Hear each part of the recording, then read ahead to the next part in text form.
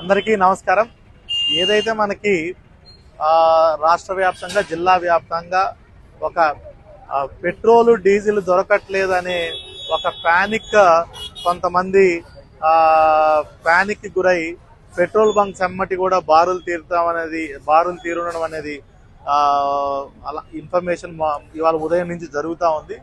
దానికి సంబంధించి చూసుకున్నట్టయితే ఎక్కడా కూడా జిల్లా వ్యాప్తంగా ఎటువంటి కొరత అనేది లేదని అందరికి చెప్పాలి. మనకు ముఖ్యంగా హెచ్పిసిఎల్, ఐఓసిఎల్, బీపీసీఎల్ ఈ ముగ్గురు నుంచి మనకి జిల్లా వ్యాప్తంగా 185 అవుట్లెట్స్ ఉన్నాయి.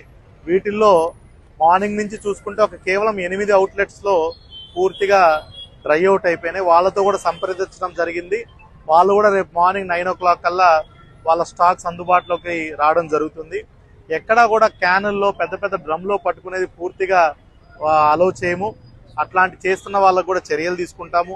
మళ్ళీ ఎవరైనా హోర్డింగ్ చేసినా, డైవర్షన్ చేసినా, బ్లాక్ మార్కెటింగ్ చేసినా కఠిన కేసులు పెట్టి వాళ్ళ మీద కూడా చర్యలు తీసుకోవడం జరుగుతుంది. ఏదైతే పెట్రోల్ బంక్కి రోజువారీ వాళ్ళ డిస్పాచ్ ఎంత ఉంది, వాళ్ళ సేల్స్ ఎన్ని ఉన్నాయి, దాన్ని బట్టి దానికి ఒక 10% అటు ఇటు చెయ్యాలి తప్పిస్తే విపరీతంగా కూడా లో ఉన్న హై ఉన్న ఆ డేటా మాకు సమర్పించవలసి ఉంటుంది. అలాంటి వాళ్ళ మీద కూడా చర్యలు తీసుకోవడం జరుగుతుంది. ప్రజలు ఎవ్వరు కూడా ప్యానిక్కి గురవలసిన అవసరమే లేదు. సఫిషియంట్ స్టాక్స్ జిల్లాలో రాష్ట్ర వ్యాప్తంగా కూడా ఉన్నాయి.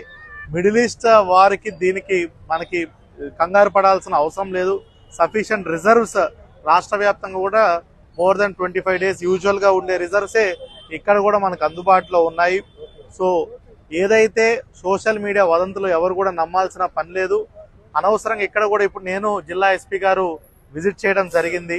ఇక్కడ కూడా చూసుకుంటే అనవసరంగా చాలా మంది అవసరం మేరకు కంటే కూడా వాళ్ళ ట్యాంకులు ఫుల్ చేయించుకోవటం, రోజువారీ కొట్టించేదానికంటే కూడా ట్యాంక్స్ ఫుల్ చేసుకోవడం చేస్తున్నారు. సో పెట్రోల్ బంక్ స్టాఫ్ కూడా సెన్సిటైజ్ చేయడం జరిగింది.